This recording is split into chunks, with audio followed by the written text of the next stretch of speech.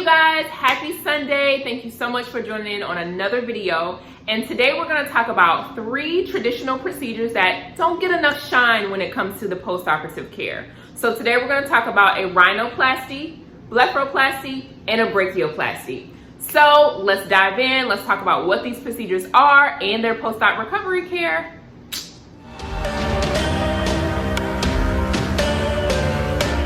All right, let's start with rhinoplasty. What is a rhinoplasty? Rhinoplasty is basically a nose job.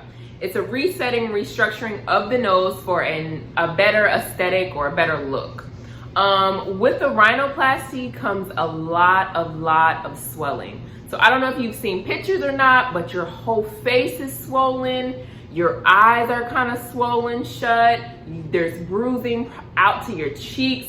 It's just a lot going on. To the naked eye, it may look like you've got into a bad fight. So ice is very important. Not blowing your nose or not manipulating or messing with your nose at all is key.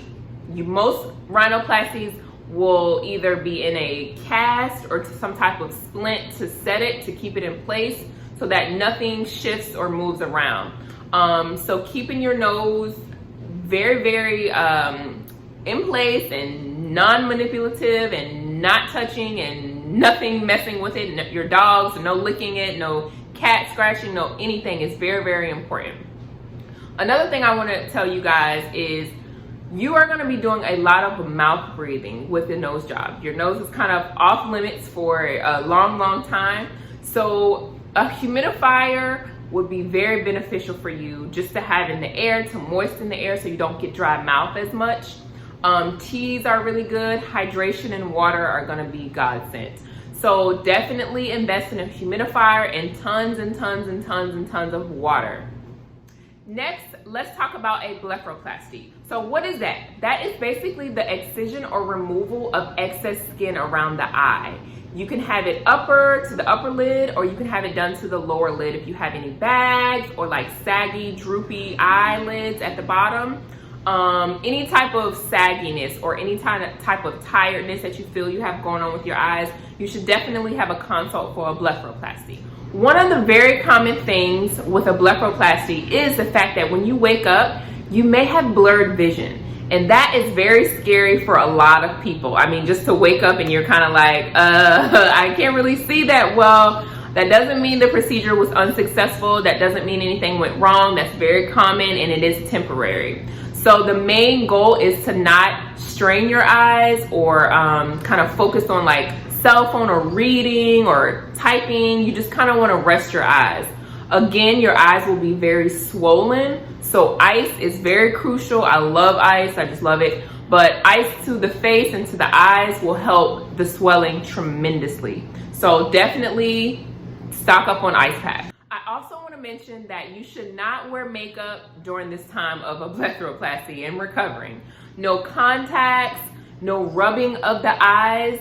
Definitely sleep in an upright position. We talked about that on our last video as far as if you lie flat, swelling gets really bad. So sleeping upright with ice packs will be what you need to do for sure for recovery. Lastly, we're going to talk about a brachioplasty. Brachioplasty is basically the removal of excess skin in your arms or fat. I have some extra fat that could go and some skin there. But yes, you don't have to have them both together like liposuction with a brachioplasty, but commonly they are done together. If you just have skin, just literally you will have a brachioplasty and that will be it. If you have some fat there and some excess skin, you can get both of those removed in one procedure. One big thing with the brachioplasty that is very off-putting for a lot of people is the scar. And I have to admit, the scar is rather big. It's from the elbow all the way to the armpit sometimes. So that is a downfall, but I feel like either way, either excess hanging skin or the scar. And with the scar, there are a lot of options that you can cover the scar. Tattoos, laser removal, scar cream. There's a lot that you can do to help if you are not a good scar. Some people, a lot of people really do scar well. So keep an open mind. Don't count it out. If you are looking for that brachioplasty, you've been dying to have your arms done, just go in and have a consult with someone for sure. As far as post-operative care goes, you're gonna want to limit the use of your arms. No reaching, of course, no lifting. You wanna protect that newly fresh incision. That is the key to even having a nice healed scar. You don't want to stretch that skin because that's how the scar will heal. If your scar is like this, if you stretch it because the skin is stretchy, that is how your scar will heal sometimes. So keep that in mind. So limit the use of your arms. Go ahead and milk your family and friends. Go ahead and let them do everything for you. You're definitely gonna wanna have your arms up to prevent swelling. You're gonna wanna sleep kind of in an upright position. If you do sleep in the bed, just have your arms kind of elevated. You're gonna want to wear your compression garment. You should receive a compression garment. If you don't from your surgery center, you need to buy one.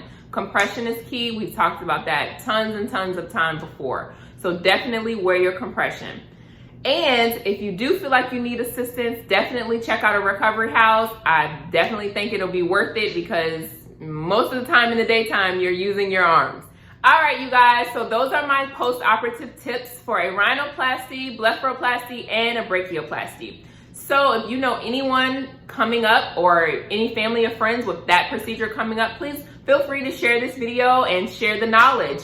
I hope that this video was helpful, and I will see you guys next time. Mwah.